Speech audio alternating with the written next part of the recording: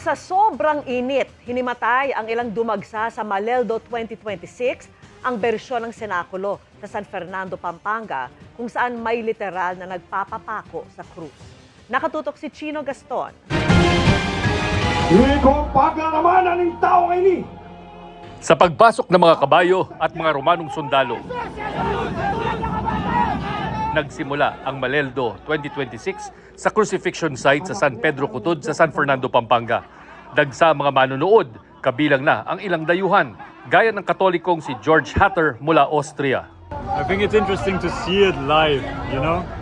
Because you read about it in the Bible, you hear it in Holy Week every time when you read the Gospel, but here seeing it live, it's completely different.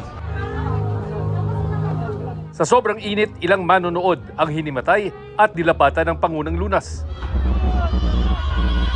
Naging hamon din sa mga organizer ang mga taong gustong makalapit sa mga aktor sa senakulo.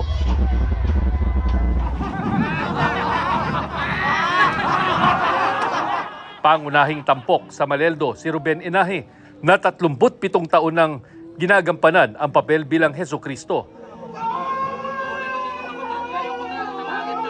Literal siyang ipinako sa isa sa 3 krus na natayo sa burol. Isang panatang kanyang sinimulang noong dekada 80 bilang pasasalamat sa paggaling mula sa aksidente sa trabaho. Taon-taon na lang sinasabi ni Ruben Inahe na magre-retiro na siya mula sa pagpapapako sa krus. Kaya ang tanong ng marami, ito na nga ba ang huling taon na pagganap niya bilang Hesukristo dito sa San Pedro Cutod sa San Fernando, Pampanga?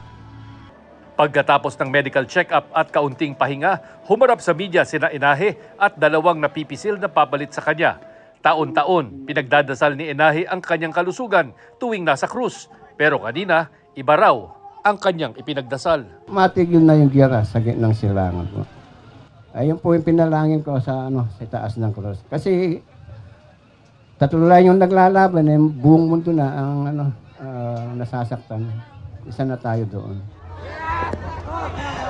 Sa kabila ng mataas na presyo ng langis at init ay maraming dumayo, bagay na ikinagulat ng mga organizer. In-expect din natin na magkakaroon po ng epekto yung pong krisis na nangyayari ngayon. No? Pero nakita nyo naman, marami pa rin po. No? Ang napagkasunduan po naming estimate at this time ng ating pong PNP, dito po sa site is more or less 8,000. Yung pong mga naging bisita po natin. 15,000 naman kung bibilangin ang nasa 4 na iba pang crucifixion site sa San Fernando. Chino Gaston, nakatutok, 24 oras.